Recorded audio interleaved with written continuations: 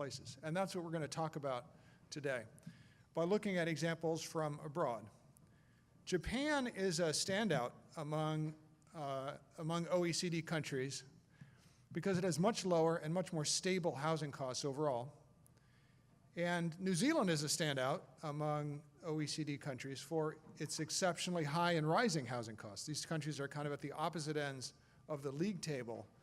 But New Zealand is also interesting and a standout because of bold recent reforms to build much more housing.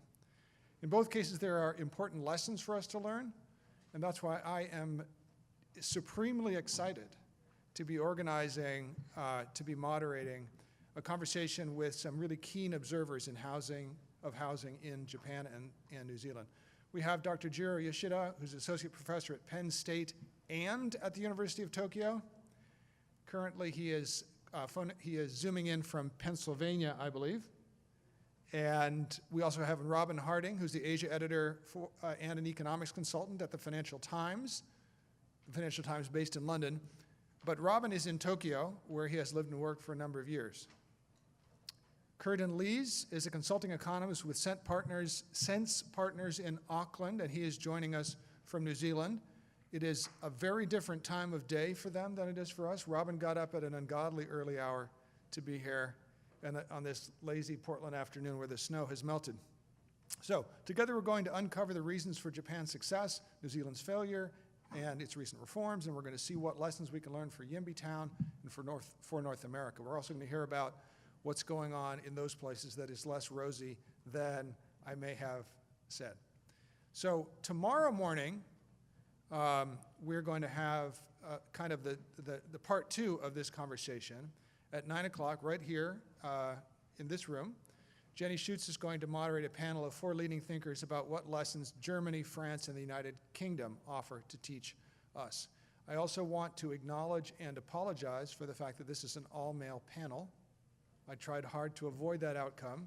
We put it together in the last 2 weeks and trying to get panelists from New Zealand, Japan, and here on the same timeline, though I invited a number of women to participate. The people who actually were able to participate on such short notice all happened to be men. Again, awareness, apologies. Let's begin, though, with introductions from each of our panelists. Chance to clear your throat. What is your current role? How did you come to get involved in housing issues in Japan or New Zealand that you study and work in, or anything else that you'd like to say as we get started? And we will we'll give honors to the earliest riser of the day, Robin Harding first, and then we'll go to Jui, and then to Curtin. Thank you all. Morning, Alan, and morning, Yimbitown, morning, Portland. Thank you so much for having me. It's not actually that early here. It's about 10 to 7. I've got a cup of coffee, so looking forward to the conversation. So a little bit of background. I mean, why is Financial Times journalist in Tokyo talking about housing affordability? I come from the UK, as you can probably tell from my accent, which is a country with, frankly, disastrous housing affordability and extreme YIMBYism and massive difficulties in building new housing. So I've always been interested in these issues. I also lived in the US for a while as a correspondent. I was an economics correspondent in the US for 5 years. When I moved back to Japan in 2015, what I found incredibly striking was just how simple the housing situation is and how nobody talks about house prices, nobody talks about whether you should rent or you should buy. It's just not that interesting to people. And so I wanted to look into why, and I wrote a big article about this in 2015, which is partly based around what happened to the house next door to mine, which was a big single family lot, as you think of it, in the US, in the center of Tokyo. And basically one day it was just knocked down, and 6 months later, there was a block of 16 apartments there.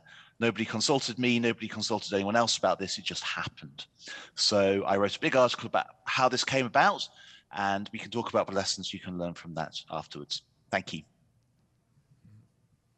Hello, my name is Jiro Yoshida. I'm associate professor at Penn State. I'm excited to talk and discuss the housing affordability issue with you. I really appreciate your inviting me. I studied urban engineering in Tokyo as an undergraduate, and after that, I worked for the Development Bank of Japan to work on policy-based financing to urban redevelopment and regional development. After that, I got graduate education in the US in real estate and finance in two institutions. And one of them was Berkeley, California. So I have some experience about the NIMBYism in Berkeley, California, how difficult it is to build or change anything in a residential area in Berkeley. Then for the past 13 years, I have been in State College, Pennsylvania, which is a small college town in Pennsylvania, teaching real estate and finance to undergraduate, MBA, and PhD students. I've been always, then my research is about housing and mortgages and housing prices and so on. And I recently wrote about the Japanese housing market for Brookings Institution and for UCLA podcast. So I think that's why I was invited to this panel. And so I'm really looking forward to talking about Japanese experience a little bit and learning a lot about New Zealand and the US. Thank you.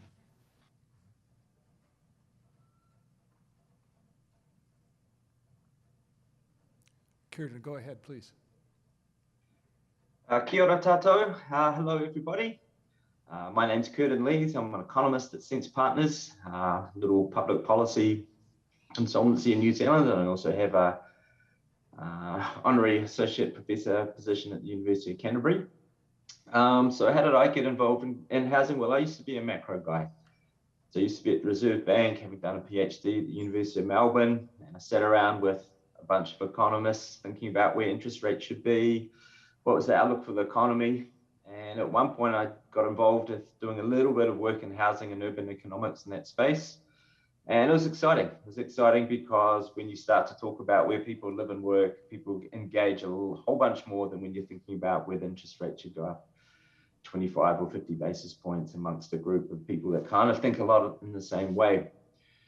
And it's sort of around that time, he sort of looked out the window and things looked like there was a lot of work to be done out there. So the situation in terms of where house prices were and where they looked to be heading, in terms of the migration outlook, it looked as though we didn't quite have the right settings to deal with what I could kind of see out the window.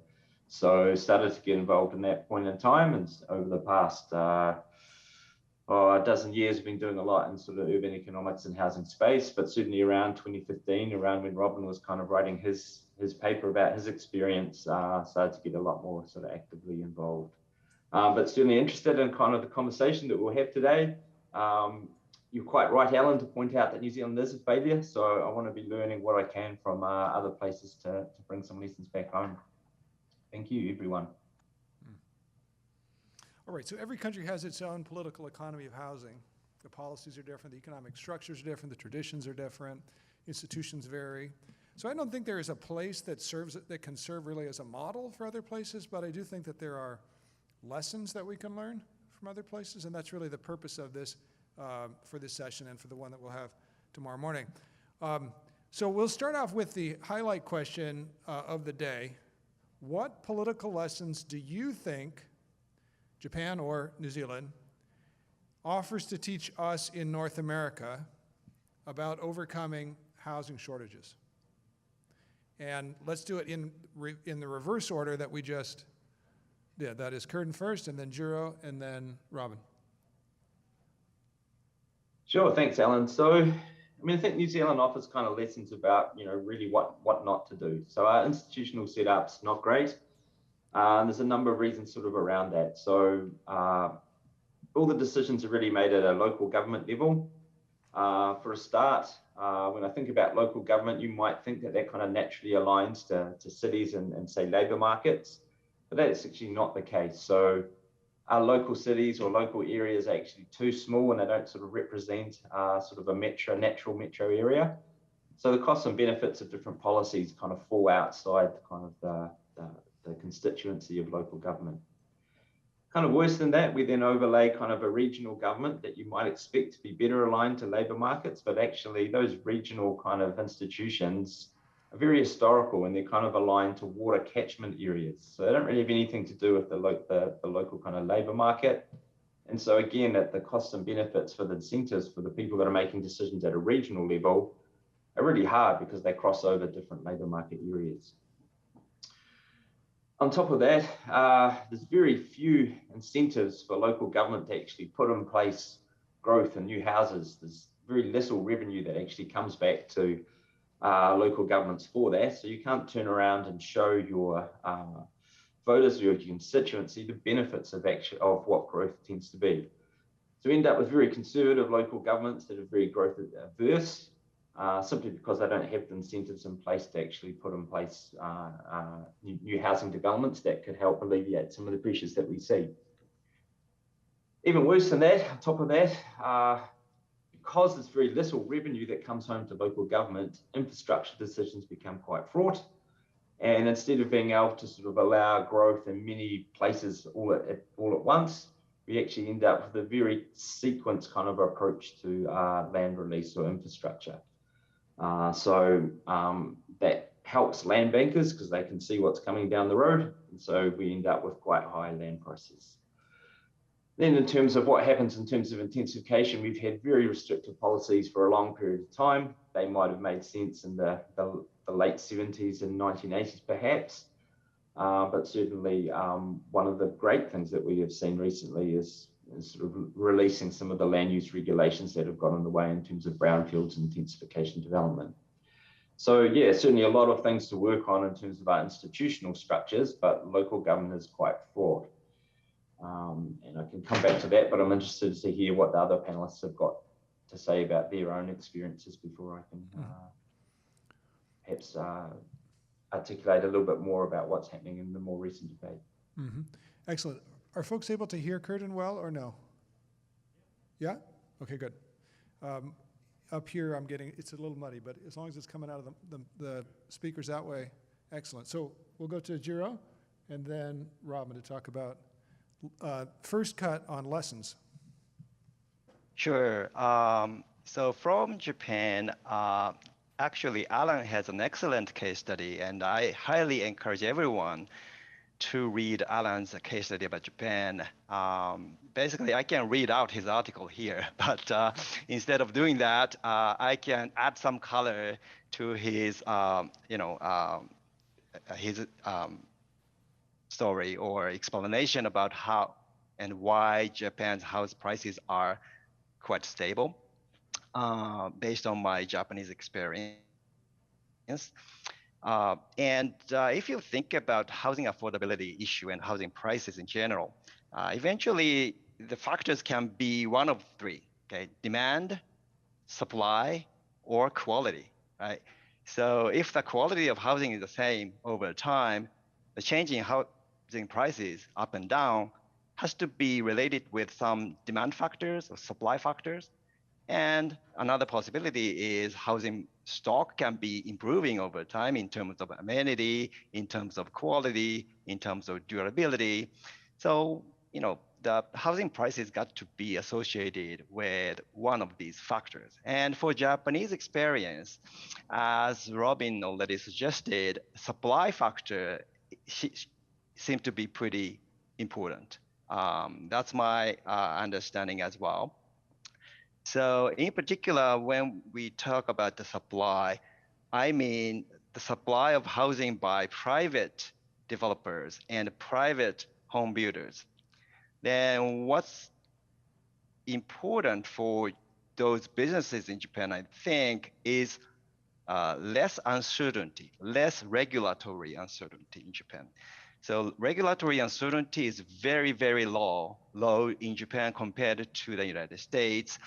There are so many background differences between Japanese society, US society, as well as the government system. But overall, the super clear lack of uncertainty in housing regulation, zoning regulation, development, and regulation. Those are quite important in my opinion. So I can explain later if I need to add more details.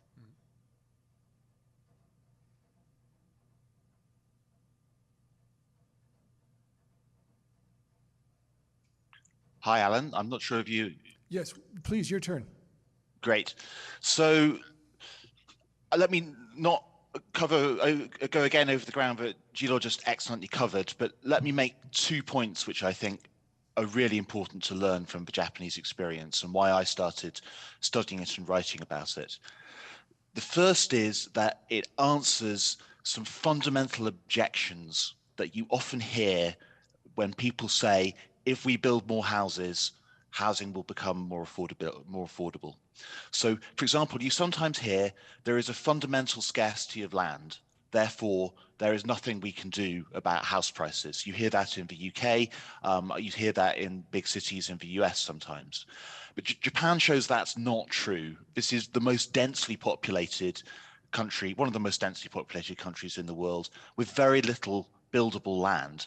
And yet somehow it manages to have stable land prices. So it really answers that fundamental scarcity of land question. You also hear that you just can't build new housing in already developed cities. It's already built, so you can't do anything. But again, Japan and Tokyo shows that you can easily build lots of new housing in an already developed city. A stat that I included in one of my articles on this is that there are more housing starts in the city of Tokyo in the average year than in the entire country of England. And clearly there's a lot less space available in Tokyo than there is in England. And then the final one you often hear is that house prices are inevitably high because interest rates have gone down. Well, Japan famously has had zero interest rates for decades and somehow still manages to have affordable housing. So it shows again that there's nothing fundamental about low interest rates driving high housing prices. It's got to do whether you're allowed to increase supply or not when interest rates go down. So those are some broad observations. And then on the institutional structures. So a couple of things to understand.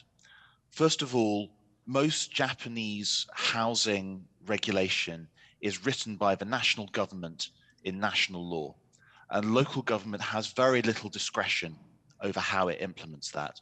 There's a plan, they have to follow it. So local government has little discretion. That means I can't vote out my local council and stop housing development in my area. It just can't be done. I can vote out the local council, nothing will change in terms of housing development. There are people who don't like that, but it has important implications for supply. And then one other political institutional factor I'll just mention and then I'll stop, is that in Japan, you have a constitutional right to do what you want with your own property. Japan's constitution was written by the United States after the Second World War, and Americans being very keen on private property, they included a clause in the Japanese constitution which says very simply, the right of property of every Japanese subject shall remain inviolate. And that has been interpreted by courts over the years to say there are very few restrictions that can be put on what you can do with your own housing. There are zoning laws, there are building safety laws, but I can't stop you. I can't stop my neighbor from building on a plot of land that they have, and I can't say what my neighbor should build. If he wants to build a house, he can. If he wants to build an apartment block, he can. So I think those two things, the level of control at national government and that constitutional limitation on my ability to stop other people doing what they want with their land. I think those are both important political factors in Japan. There are many other non-political factors. Let me stop there. Lam, if I may, I can add some interesting figures related to Robin's talk about how restricted Japan's land is. Can I? Please do. Sure. Okay.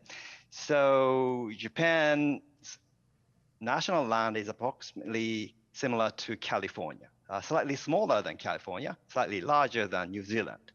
But the proportion of habitable area in Japan is extremely small. Only 30% of national land is habitable in Japan because of mountains and lakes and so on.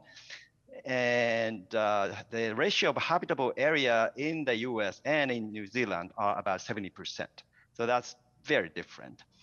Then on top of that, about 120 million people live in Japan relative to 300 million in the United States. As a result, each person in the US has 25 times larger land than in Japan.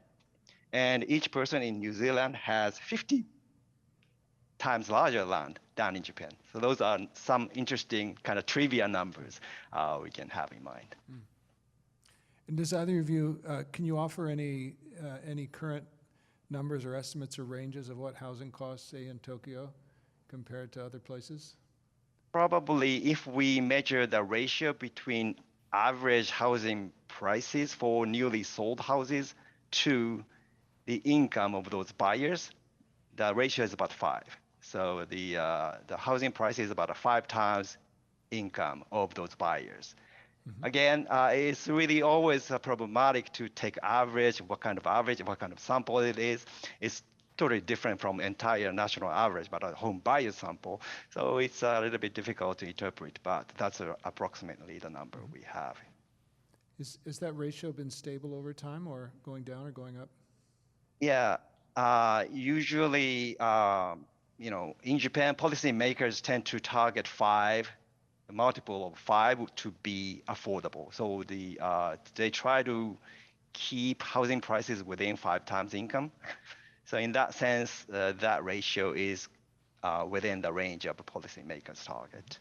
Yeah, and it's been very stable. And if you think about it, 5 is what used to be considered normal in the UK or the US a few decades ago, that we've just assumed that, roughly 5 times income, that's what a normal person can buy a house, no problem. Do we have any idea what the ratio would be in New Zealand? So roughly speaking, and it depends on what part of New Zealand you're talking about, whether you're talking about metropolitan areas. But before I tell you the number, the target's kind of the same as Japan. So 5 times is kind of the target. But in New Zealand, we'd be at 10 times. So we're at 10 times income, essentially. So house prices have essentially tripled since, in nominal terms, since the year 2000. But we're at about 10. And just picking up, I was trying to find some facts, just hearing the other panelists talk about the regulatory certainty kind of angle. And on the consenting side, or the regulatory uncertainty we have, it's really large. And so that drives a lot of the costs as well. So not only are land prices kind of high, but actually sort of getting through all the paperwork and everything takes time and drives up costs of development. And Curtin, this might be a good time for you to talk a little bit about the recent changes that New Zealand is implementing. Yeah, I think that's right, because it's a nice segue, because it sort of speaks to the Japan model. We're coming from a place where we haven't had sort of national direction in terms of our local government land use regulation. So at the moment, kind of the way our land use regulation is managed and sort of resources, we have a Resource Management Act that's been around since about 1991. That's currently kind of up for debate about how we're going to go about changing that. But as a precursor to changing that, towards the second half of last year, we had a government that came in and actually wanted to put some national direction in terms of what local councils could or couldn't do. And that was around enabling housing supply and in particular intensification. So New Zealand has a lot of kind of standalone dwellings, so this might not seem particularly radical for other countries, but it allowed essentially anyone to build up to 3 stories or have 3 dwellings on their plot pretty much anywhere. Now, there's a couple of wrinkles to that, but certainly it was a shift in the right direction in terms of allowing a lot more intensification across the country. And that policy was also particularly interesting because it had bipartisan support from both Labour and National, the 2 sort of largest parties on the left and centre-right of New Zealand politics. And that's quite unusual to actually have bipartisan support on a particular policy issue.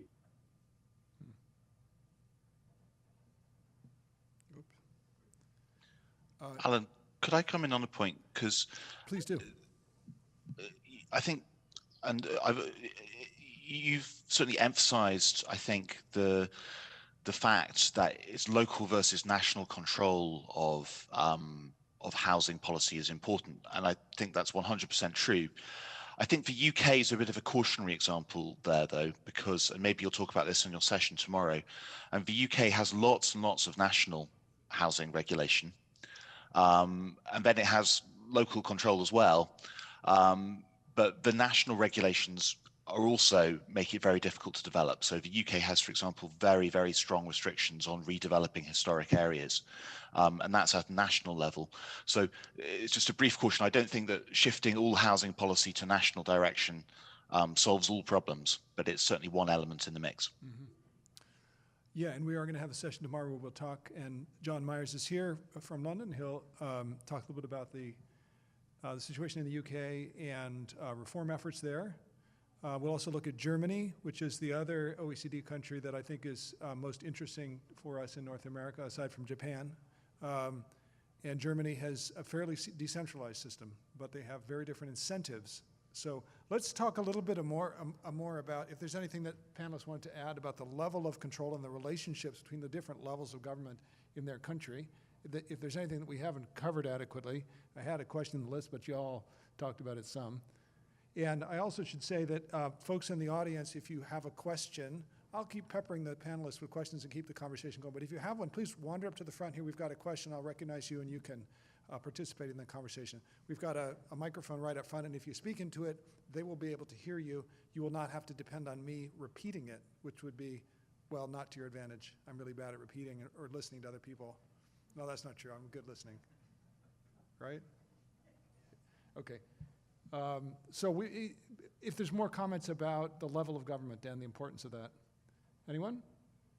I could add one thing regarding Japanese central government's role in promoting housing supply.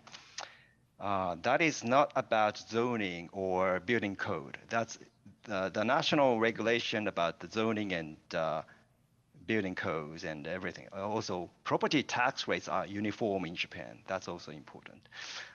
So one company starting anywhere in Japan can operate basically anywhere in Japan under the same zoning regulation, under the same building code, under the same tax policy.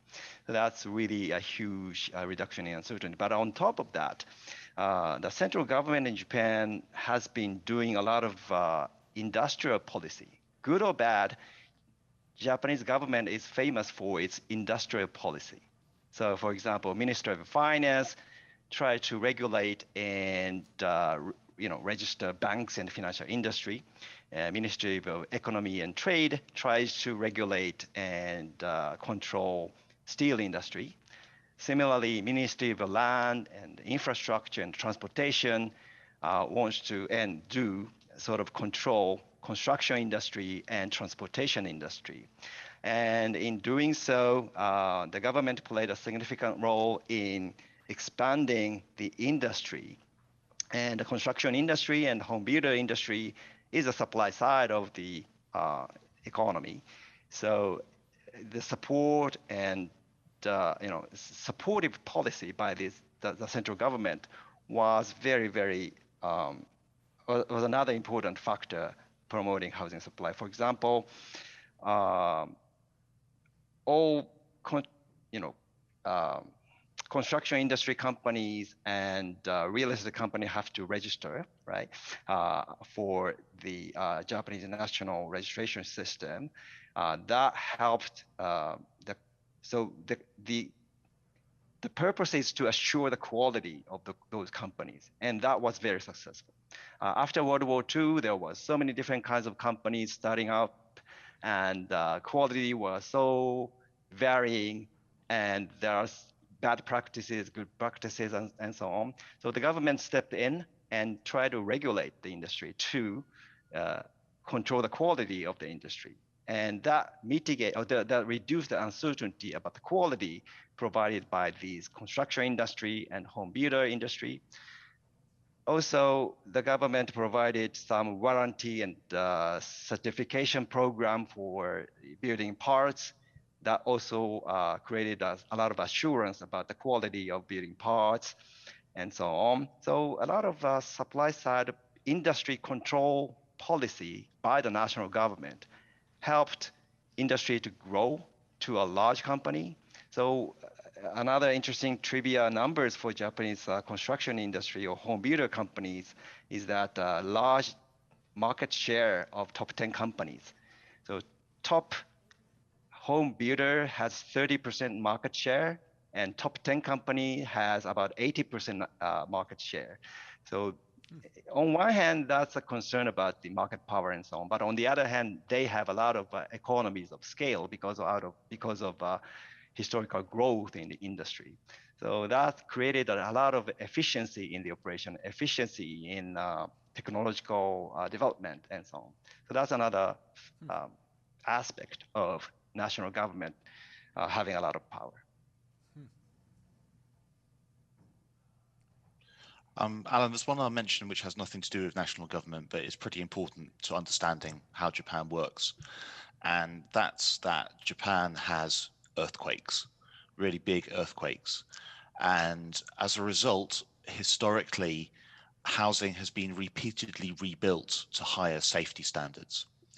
And that is a very significant reason why there is no pool of historic housing that people want to protect. And that's housing is also built out of wood, so it tends to need to be renewed. Modern apartment buildings are not. But anyway, understanding that earthquake factor is pretty significant to understanding how housing in Japan works. That brings up a critique I've heard of the argument that Japan demonstrates that you can build your way to stable and affordable housing prices. The argument is, oh, well, yeah, they build a lot in Japan, but it's actually just all demolition to replace buildings because they knock buildings down every 30 years. It's not quite true, but that's the argument that I've heard. Is there any merit in that argument? I'll let Gino come in a moment. I mean, it's certainly true in terms, if you just look at the gross number of housing starts in Japan, then yes, a lot of that's replacement. But it doesn't invalidate the fact that the overall housing supply, A, increases, and B, is very flexible. So again, I come back to the plot of housing next door to me was a single family home, is now 16 apartments. So just the fact that you rebuilt there, and it was a huge densification, it shows that, yes, okay, so the gross housing starts figure is not so meaningful, but yeah, it doesn't invalidate the critique, I don't think. But maybe Gino wants to add something. I agree as well. Looking at the total aggregate statistics, in 1960s, the total housing stock exceeded the total number of households in Japan. Still, construction industry has been very active, adding a lot of stock to that. And currently, Japan has some sort of opposite problem from affordability issue, which is vacancy problem. So about the 14% of housing stock in Japan is vacant, and that is concerning, especially in the age of in the aging society. So people talk a lot about vacant houses and vacant units in Japan as well, because of a large construction exceeding the demolition of old structures because of earthquake compliance. Wow, a 14% vacancy rate. Joe Courtwright has moved himself to the question station, so we'll turn it over to him. Yeah, thank you. I have a question that's sort of at the intersection of political economy and industrial organization. And I was really interested to hear what Jiro had to say about the concentration of the construction industry in Japan, which is dramatically different from the U.S. The anecdote I would share is that there's only one area I know of where the federal government preempts local land use controls, and that comes with satellite TV antennas. Local governments cannot regulate the placement or require the removal of even dead satellite antennas by edict of the Federal Communication Commission. There's no such similar protection, say, for apartments as there is for TV antennas. But then that reflects the fact that the telecommunications industry is highly concentrated in the U.S., very active politically at the federal level. And so my question to Jiro is sort of the political economy. Did those large home building companies play a key role in the national policy? And then maybe to Kierden, what is the situation in New Zealand with the structure of that industry and its role in the political process? Great, excellent question. And you pointed out a really important point. So in the past, so after all, I'm not really recommending the Japanese system to the United States because of the, encouraging and promoting supply by supporting industry has its consequence and its side effect as well. One is in the past, because the registration and the control of the central government over the industry was very strong, there was a very problematic link and relation between the industry and the government. And in particular, one word that is famous for Japan is amakudari. Amakudari in Japanese means God falling from the heaven. So the powerful government officials, after retirement, go to private company under that ministry overseeing, and that person is very valuable for the private company as well because he can be a liaison between the central government and the company, and that so that was a big motivation. Kind of, if I take a really cynical view about the system, that type of after retirement employment in the industry was a big motivation for the ministry and government official to support industry. If the industry grows really big and each company flourishes or very profitable, then the ministry has more job position after retirement. So that was a big problem in the past, and now that type of amakudari relocation or employment after retirement is prohibited, but that created a problem. But so, each coin has two sides, right? So on one side, good effect and a good motivation was to provide a lot of housing to Japanese households to make housing affordable. And as a mean, they supported industry, and industry grew really fast and became efficient. That's good. The side effect or flip side of that is the unfavorable or distorted incentive system between industry and the government. So that's, I think, one of the interesting political economy type of observations. Yeah, and maybe if we have time, we'll talk a little bit about the bizarre tax credits that encourage people to build very small apartments, even if they're not occupied. But let's go to Curtin, who Joe threw the second question to there. Yeah, I've got a couple of observations. I don't think it directly answers Joe's questions, but New Zealand also we have our own earthquakes, different scale, of course. But certainly after the Christchurch earthquake, there's a lot of rebuild that occurred at that point, and it kind of showed the power of being able to bring scale and build at scale to kind of the market. So we're kind of exposed to the efficiencies that could be realized through doing that maybe hadn't been true for a number of years until that point. So there's a little bit of a push to be able to enable the sector to actually build at those kinds of scales.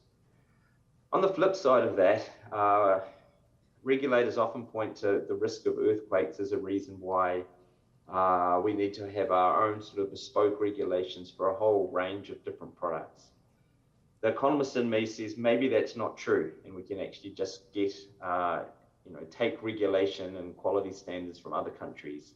But that's sort of not how it plays out. And so our building materials can be pretty expensive, and you can see kind of, monopoly or certainly market power start to build in some sort of elements of kind of the construction industry. That has been sheeted home to kind of the need to build quality products that withstand kind of New Zealand conditions. I'm not across the detail of how true that is, but certainly, you look at the kind of the market numbers, and there's not a large number of players in some of those industries. We've got a few more people who are going to ask questions, but I'll sneak one more in. You'll be next, John. You can be ready.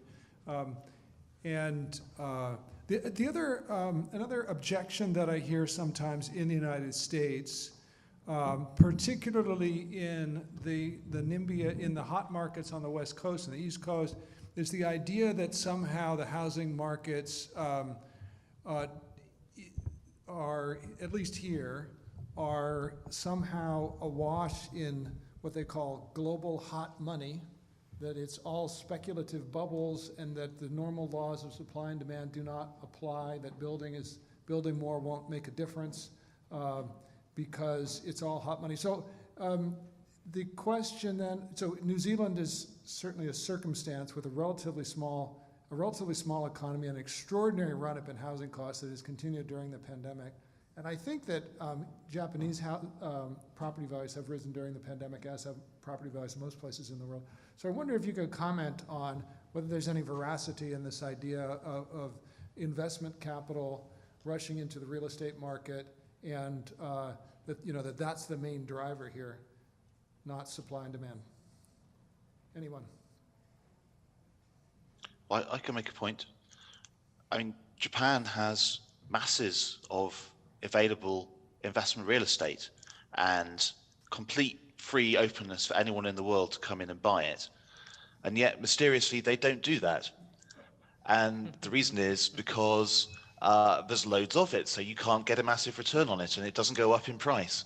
So it's a completely circular argument. The reason the global hot money wants these properties in markets like New York or San Francisco, wherever it is because supply is restricted. So you're buying into a restricted market, your price is not going to be eroded, it's going to go up.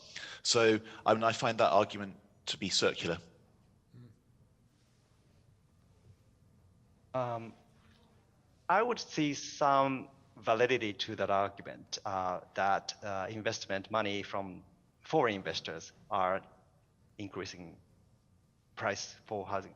Still, it's part of demand, I would say. So demand can be various, but I can think of classified demands into two parts, like a local demand versus investment demand. Now, probably, in the past, Vancouver home price appreciation and West Coast home price appreciation can be at least partly attributed to Chinese investors' money into these cities, especially with regard to the demand for immigration status, right? So the United States has famous EB-5 investment program that created a huge investment demand for the U.S. property and home capital. Now, those foreign investors have completely different demand schedule than local demand. So when marginal buyer change from local person to a foreign person, we can observe a surge or a sudden jump in home price, equilibrium price in the market. So that can happen. In Tokyo, Robin is right, because Tokyo has abundant housing supply anyway, and global investors don't invest a lot in Tokyo or in Japan in general. But if you look into a really small subsection of housing market, like condominiums in Tokyo, those are popular by Chinese investors because Chinese investors want to put some money outside of China. And even though Japanese housing prices are stable over time, if we only pick up the Tokyo condominium prices, it is increased after 2010, 12, 13, I guess. So we do see some, subsection or segment of the market affected by investment money. Anything you want to add on this, Gordon? Yeah, so certainly at times you can kind of point to sort of an inflow of kind of foreign capital of people that are buying up homes, but it's not, I guess it's more few and far between. So it'll be particularly years or points in years. And there's been regulation that kind of makes that more difficult than it was 10 or 20 years ago. So yes, it's true that that can be part of the market, but the broad kind of increase in terms of house prices is really driven by domestic factors, domestic demand, domestic supply. Please. Thank you, Alan, and this is a great panel, if I may say so. I have a question for Curtin, but first I wanted to thank Robin, who wrote an article in 2014 which first got me obsessed with housing. But Curtin, about New Zealand. So congratulations on the incredible, successful upzoning on a bipartisan basis that New Zealand has just pushed through. We've had difficulty getting bipartisan agreement on radical upzoning, and we've found that when the two parties start pulling in the same direction, you get dissent within the parties, or you get third parties coming in and breaking that line. Have you seen dissent or any third parties, or have you managed to hold the line completely? So the bipartisan agreement was, it's pretty interesting. It's pretty rare to see that across a whole bunch of policies, not just housing and urban economics. I think things have got so out of hand that kind of when you start to look at kind of the marginal voter, that had shifted to where housing and actually releasing land for housing actually made a lot of sense to capture that middle ground.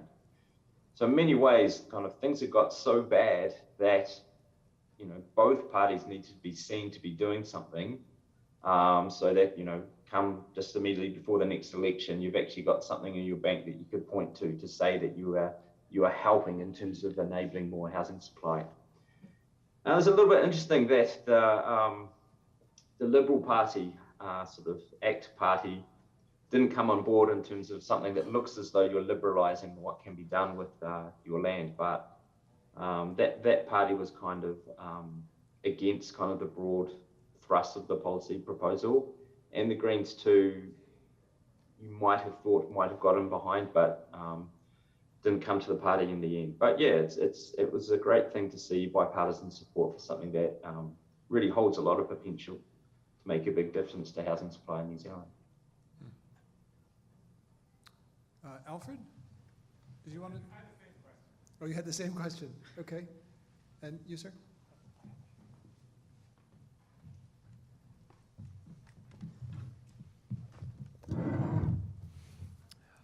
Yeah, thank you. This has been a fascinating panel so far. I wanted to ask, you know, one of the things that makes, I think, American. The camera's over there. If you want to speak to them.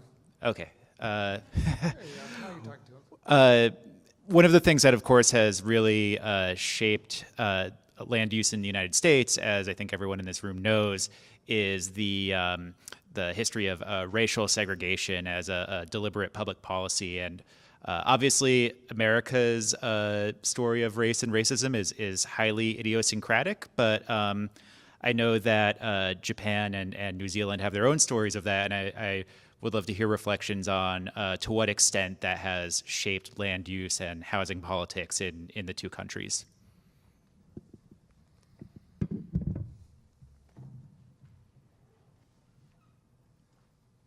I think I can start.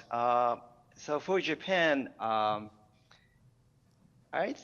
think land use regulations are unrelated with racial issues in Japan. So, because, you know, in the discussion of zoning regulation or, you know, land use regulation, it's rare to have racial perspective in the discussion. So the determination of specific zones and what kind of zoning should it be, what kind of area should be developed and so on. I've never heard of racial perspective in that discussion. So I think it's sort of orthogonal in Japan, at least in the Japanese context. There are issues about racial things, but that discussion and debates are orthogonal to land use regulation, at least up to this point. And yeah, that's my understanding. I thought something else I wanted to say, but I forgot. So I think while other people answer. Anything from New Zealand on that question? Yeah, certainly there's a lot of things that could be said. I mean, is ultimately we're a country that has a colonization past, a history of colonization. You know, so a long time ago, all land was there's different concepts of what you do with land and how sustainable it is. If you look through a Māori worldview or a Te Ao Māori, what does that mean and kind of look like? And yes, it matters, and yes, there is kind of a land use regulation has not promoted kind of the rights and well-being of Māori in the past. And I think more generally, outside of race, land use regulations have really restricted mobility across society. So it's really clear that you know, that land use regulation and lots of other aspects of New Zealand society, you can see a lot more mobility, but it has really restricted income mobility in general. More specifically on that enabling housing supply legislation that we mentioned that went through at the end of last year, there were people that were pointing to specific aspects of that as speaking to what Māori people might want from housing. So one view is that Māori tend to have multi-generational housing. And so that policy sort of promoted that and enabled you to have 3 dwellings essentially on one site. And that was seen as kind of promoting that type of opportunity. And while that may be true, that there's certainly other aspects that could be promoted in terms of housing for Māori and Pacific Island communities.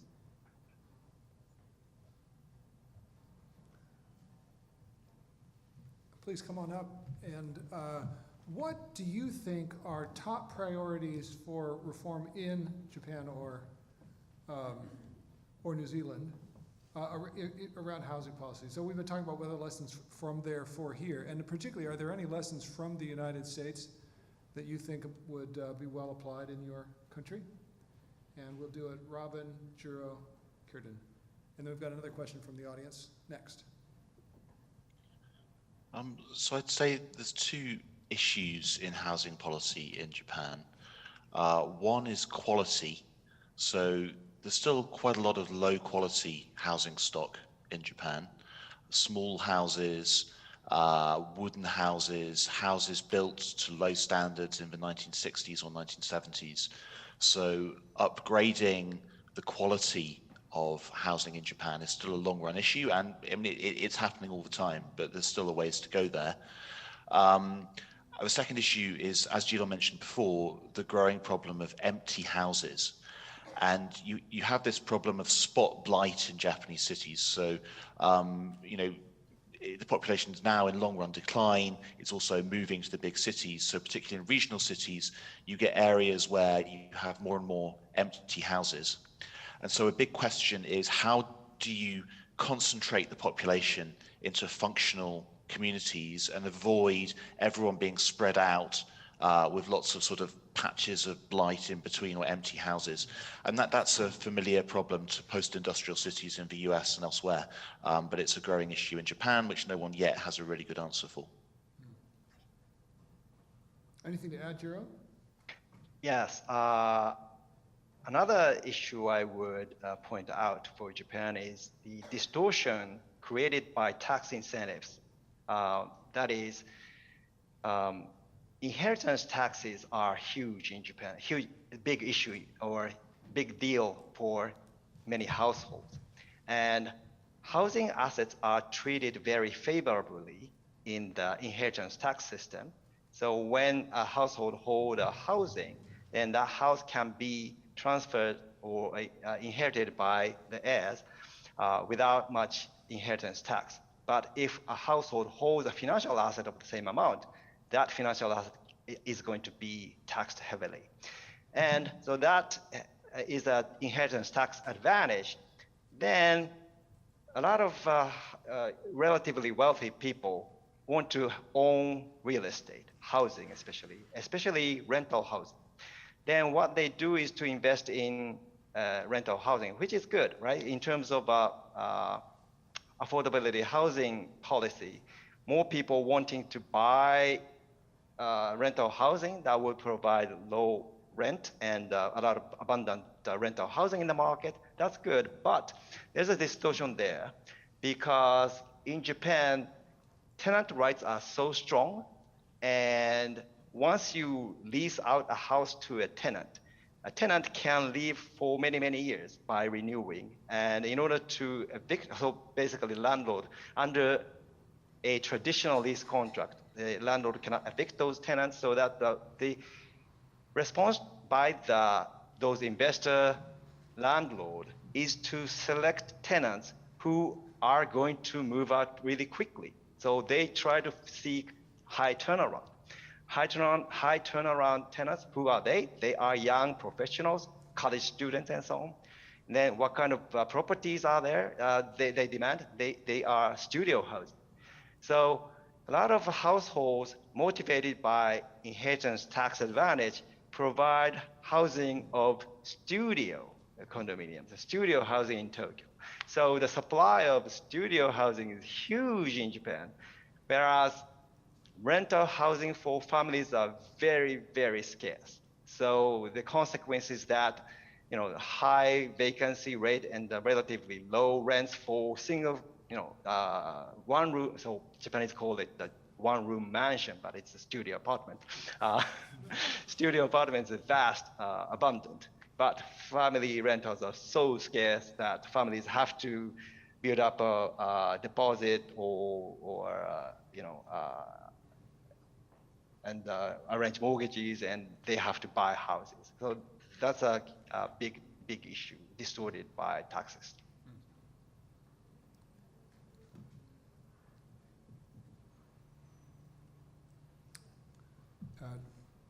You have anything to add on that one, Kierden?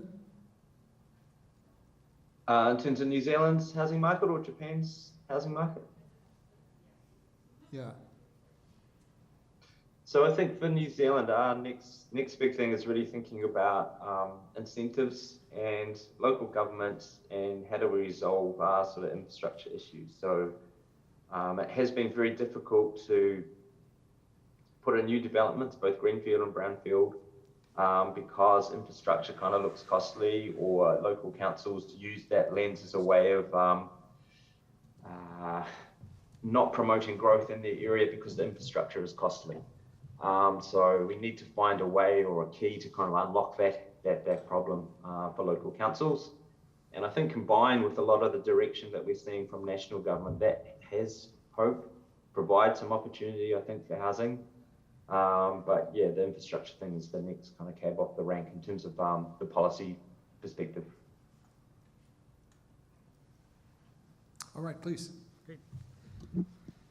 Hi, my name is Alex Armilovich. I'm here from New York City and going to be launching a new housing policy vertical at the Niskanen Center in DC in May. And so I wanted to ask you guys, a lot of the housing action in the United States has been in California and around the country. We look at California. And in California, there's been many waves of reform over the last several decades, peaking recently with two attempts to do what New Zealand recently did, SB 827 and SB 50. When those didn't pass, we've kind of gone back to incremental reforms there. But there's this process that people call NIMBY whack-a-mole, where the state will do a reform that's statewide, but then local jurisdictions that do not want to comply will find a kind of narrow legal grounds to evade the intent of the reform. And so they call it whack-a-mole because it's one thing after another, constantly chasing the resistance. So I was curious, what was it in Japan that made it possible to, like the housing CPI in Japan appears to have just leveled off in 2000. You have this national planning reform and then just boom, that's it. And then so what happened in Japan that made that possible, that there was not ongoing local level resistance? And then in New Zealand, are you concerned, is that the next thing, is making sure that local compliance with the national rules continues? Or do you expect it to be a one fell swoop reform in New Zealand? Thank you.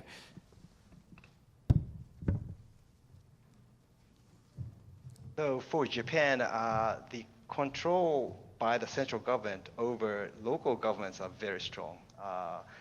The reason is that there's a lot of fund allocation between jurisdictions, right? So Tokyo is a rich jurisdiction, pays a lot of taxes from local income tax and property taxes, and the government collects those money and allocate to local governments, right? So the central government has power over these local governments through the asset allocation or fund allocation.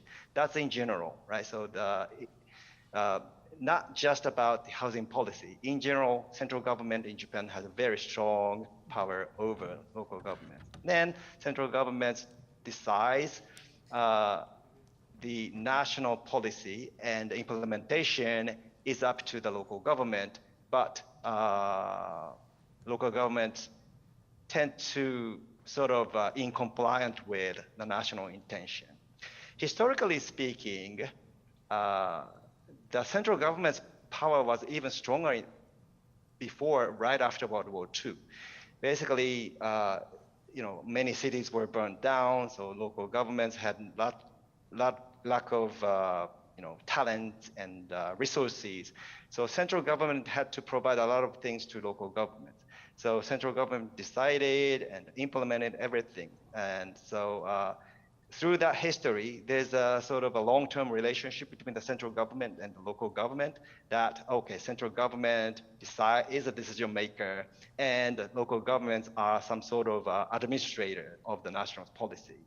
That historical development of that relationship is still continuing. I think that's one part of the relationship. Maybe Robin can add something else. Yeah, not too much to add to that, but it just simply isn't possible in the Japanese context to engage in that kind of whack-a-mole behavior. Local governments are not able, under the national legal framework, to impose their own additional restrictions on what housing developers and property owners can do. And I do think that constitutional law background is also somewhat relevant. Because the case law also makes it very difficult for anyone to impose additional restrictions on what landowners do with their property. And I've always found it ironic that the US, which basically imposed this constitutional element on Japan in line with its own constitutional history, doesn't have the same thing itself. And I've always thought that would be an interesting thing to consider for state constitutions.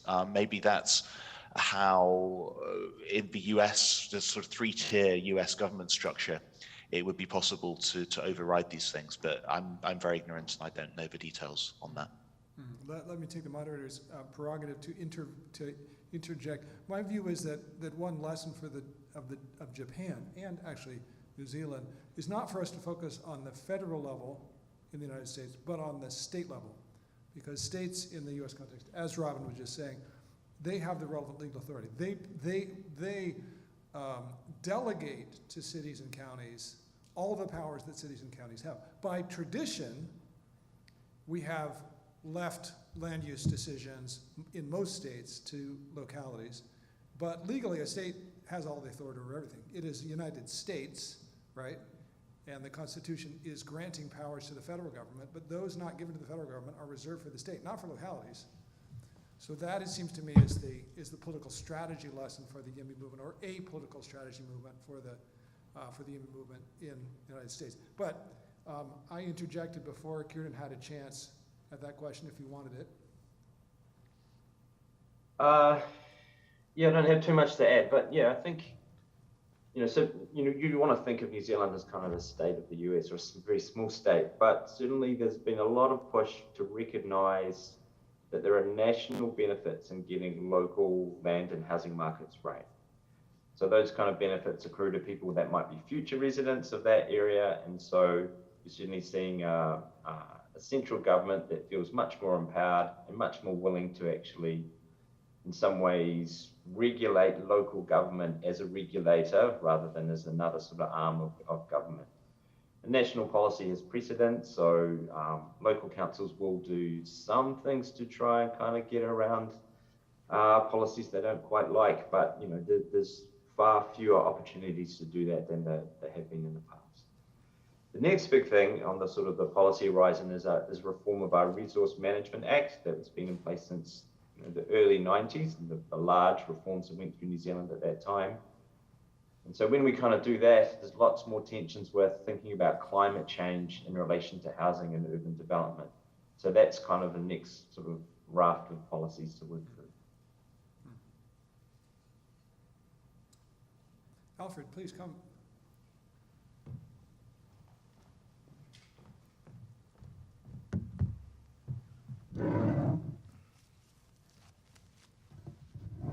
So over here in the U.S., our construction industry took a big hit during the 2008 recession, so we don't have as many workers and contractors anymore. How did Japan deal with it after their 90s bubble, and how did New Zealand ramp up after the earthquake?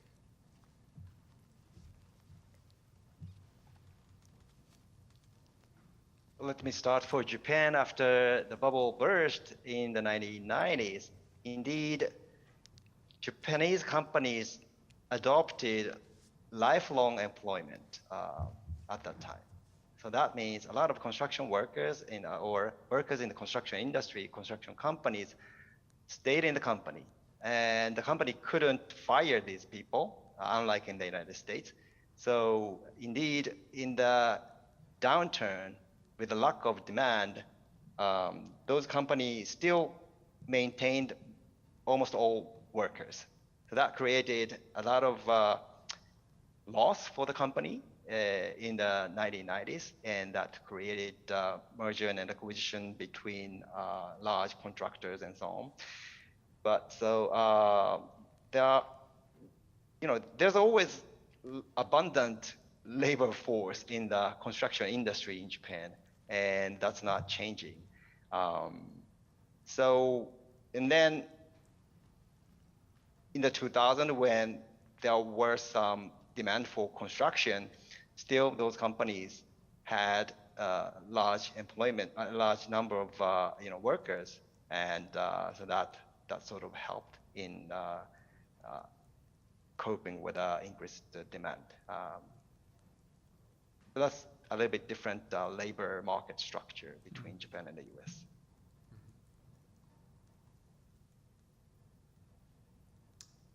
Let's I'm jump to not sure I caught all of the question, but just sort of thinking about our labor markets for the construction sector.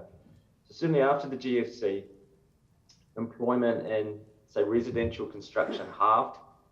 Yeah, so lots of people not doing very much, and the output's kind of similar. That was ameliorated in one way in terms of the Australian economy is still pretty strong post GFC, so still having a sort of commodity boom type push, and so the migration picture was maybe not those workers directly. Australian labour market's quite strong, so that kind of soaked up some of those workers, and it took a very long time for the construction industry to ramp back up in terms of number of houses built. So last couple of years have been kind of a peak for the industry, say in the Auckland area, compared to sort of a pre-GFC high. I'll just add one small sorry, Alan, you want to finish? No, please go ahead. One small comment. So this is where supply restrictions matter so much. So there are labour shortages in Japan's construction sector, but because you've had decades of adequate housing supply, the stock is very high. And if you think about construction workers, well, they can only build so many houses a year. So I think this is why that sort of supply side factor can become acute in the US or New Zealand or the UK. But even though you may have shortages in a given year in Japan, it's not felt so acutely because you have this big accumulated stock by building every year. I think that's relevant. I mentioned somewhat earlier that that I don't believe that a country can serve as a model, but it can teach lessons. And the reason it can serve as a model is because every country has evolved a different political economy of housing. It tends to be that the housing economy is integrated in all kinds of complicated ways with the political system, and in some cases with the retirement system, with the banking system, and how people save and grow wealth and all the rest of it. And so I want to give each of our panelists a chance to offer some closing words, to underline or repeat lessons they've already pointed to, or add other things that they feel are important for our YIMBY activists here to understand about the country where you live, work, or study. And we will do it in reverse order of how we began. That is, we'll go Curtin, then Jiro, then Robin. Thanks, Alan. It's been a pleasure participating on the panel. So I really sheet home the thinking around trying to understand incentives for local government and getting those right. So if that's where your decision-making lies in terms of land use, then what it is about local government that incentivizes kind of growth or enabling housing in a local basis. So we haven't had those settings right in New Zealand. We haven't had those settings right for, maybe we never had those settings right. For 20 or 30 years, that's kind of sheeting home in terms of what we're seeing and a lack of housing supply that's flowing through into high land prices. It's flowing through into high house prices. We're starting to undo some of that in terms of a national direction type lens. That will help. That will provide some opportunity for additional supply. But we still have a little bit of a tension that's unresolved between local government empowered to make decisions, but then local government actually a regulator, that we have a government that's prepared to tell a local regulator how to go about regulating or not putting in place regulations for housing and land supply. So I think New Zealand's lessons really come home to thinking pretty hard about what local government is doing and reducing some of that regulatory uncertainty that we see in New Zealand. We don't see so much in Japan. Oh, I would also emphasize the regulatory uncertainty as an abstract. So again, historical context cannot be, you cannot simply implement Japanese policy to the United States because of historical differences. But if I abstract something out of that observation, in Japan, discretion is really limited for zoning regulation or entitlement process. The approval and everything is rule-based rather than discretion. In contrast, in the United States, entitlement is so uncertain because of a lot of discretion at the local planning board and local jurisdiction level. So that creates a huge barrier to entry to the local developer, local industry. And that prevents economies of scale and a lot of local monopoly in each region, and that reduces the efficiency of the industry. So that's something I think the US system can learn from Japan. Great. So 3 points from me. The first thing you can learn from Japan is that housing shortages and housing unavailability are not inevitable. I mean, it can be done differently. So I think that should be something that everyone in the US and elsewhere who's interested in these issues should take as encouragement. The second is the point that's just been made, which is the incentives for local government are crucial and how that's structured. The final point I just make is a cultural point. In Japan, housing is seen as something renewable and urban structure is a bit more mutable. Whereas what I strongly observe in the UK, and I also felt it to some extent when I lived in the US, is that people regard their communities as fixed and something that doesn't change. And just thinking a little bit differently, and that sort of cultural elements as well of having not setting your cities in stone and being willing to see them change more, I think is also something which is really, really important in this, although it's not a policy thing, but it matters a lot. Let's give our panelists some huge thanks for participating from afar.